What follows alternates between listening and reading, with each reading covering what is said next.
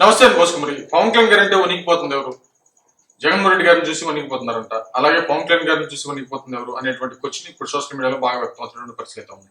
ఎందుకు ఈ క్వశ్చన్ వస్తుంది అంటే పవన్ కళ్యాణ్ గారు 15 సంవత్సరాల పాటు కూటమి కలిసే ఉంటుంది అనేటువంటి కోణంలో.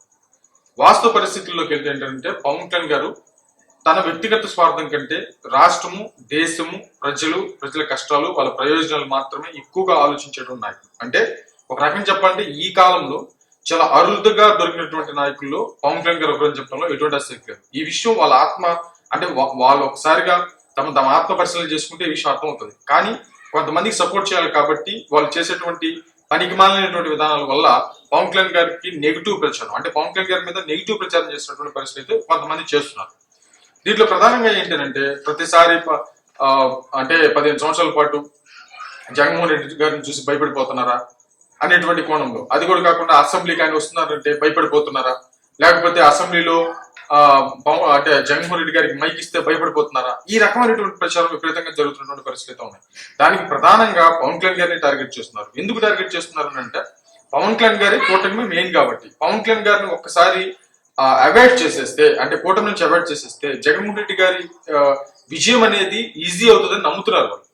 ఎందుకనంటే పోయినసారి ఎలక్షన్స్ లో కూడా, అంటే 2014, 2019 ఎలక్షన్స్ జరిగాయి. 2019లో జరిగినటువంటి ఎలక్షన్ 2014 తీసేసి 2014లో జరిగినటువంటి 2019లో జరిగిన ఎలక్షన్స్ మెయిన్ కాకపోయినా 2014లో మాత్రం పవన్ కళ్యాణ్ గారు పార్టీ పెట్టి టీడీపీ పార్టీకి సపోర్ట్ చేశారు. దానివల్ల జగన్మోహన్ రెడ్డి గారు మొట్టమొదటిసారిగా సీఎం అవ్వలేదు అనేది వాళ్ళు అనుకుంటుంది. 2019లో వాళ్ళిద్దరు విడిగా పోటీ చేశారు కాబట్టి జగన్మోహన్ రెడ్డి గారు సీఎం అయ్యారు.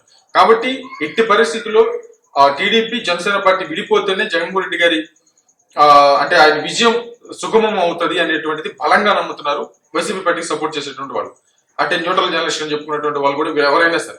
కాకపోతే ఇక్కడ విషయం ఏంటంటే అది విడిపోతే ఖచ్చితంగా అధికారం పోతుంది అనేటువంటి విషయం వీళ్ళకి తెలుసు, విడిపోతే అధికారం వస్తుంది అనేటువంటి విషయం వాళ్ళకి తెలుసు. కాబట్టి వైసీపీ పార్టీ కానీ వైసీపీ పార్టీకి సంబంధించినటువంటి న్యూట్రల్ పేరు పెట్టినటువంటి జర్నలిస్టులు కావచ్చు, మిగతా వాళ్ళు ఎవరైనా సరే ఖచ్చితంగా ఈ విషయాన్ని తప్పుపడుతూ పవన్ కళ్యాణ్ గారిని టీడీపీకి అడాప్ట్ చేసేటువంటి ప్రయత్నం చేస్తారు. కాకపోతే ఇప్పుడు టీడీపీ పార్టీతో జనసేన పార్టీ కలిసి పోటీ చేయబోతుందని పవన్ కళ్యాణ్ గారు 2024 ఎలక్షన్స్ అని చెప్పేసి ఎప్పుడైతే అనౌన్స్ చేశారో అప్పుడు వెంటనే వాళ్ళు అందుకున్నది ఏంటంటే ఇది మేము పాజిటివ్ ఊహించింది, కలిసిపోయారు, అమ్ముడిపోయారు, పవన్ కళ్యాణ్ గారికి ఆయనకి అధికారం ఇష్టం లేదు, వేరే పార్టీని గెలిపించడమే అనేటువంటి కోణంలో ప్రచారం చేస్తారు. ఇప్పుడు సేమ్ ప్రచారం చేస్తున్నటువంటి పరిస్థితులు ఉన్నాయి. కాబట్టి ఇది అంత ట్రాప్, దీన్ని నమ్మాల్సినటువంటి అవసరం లేదు. టోటల్ గా గుర్తుపెట్టుకోవాల్సిన విషయం ఏంటంటే పవన్ కళ్యాణ్ గారిని కూటమి నుంచి వేరు చేస్తే జగన్మోహన్ రెడ్డి గారు సీఎం అవుతారు. ఇది వాళ్ళు బలంగా నమ్ముతుంది. వాళ్ళ వ్యూహాలన్నీ కూడా ఇంకా దాన్ని చుట్టూ అలుకుంటూ ఉంటారనేది మాత్రం ఖచ్చితంగా జనసైనికులు కానీ మిగతా పవన్ కళ్యాణ్ గారి సపోర్టర్స్ కానీ జనసేనకి సంబంధించినటువంటి వాళ్ళు కానీ గుర్తుపెట్టుకోవాల్సిన అవసరం ఉంది. ప్రజలు కూడా దీన్ని గుర్తుపెట్టుకోవాల్సిన అవసరం ఉంది. మరేమైంది చూడు.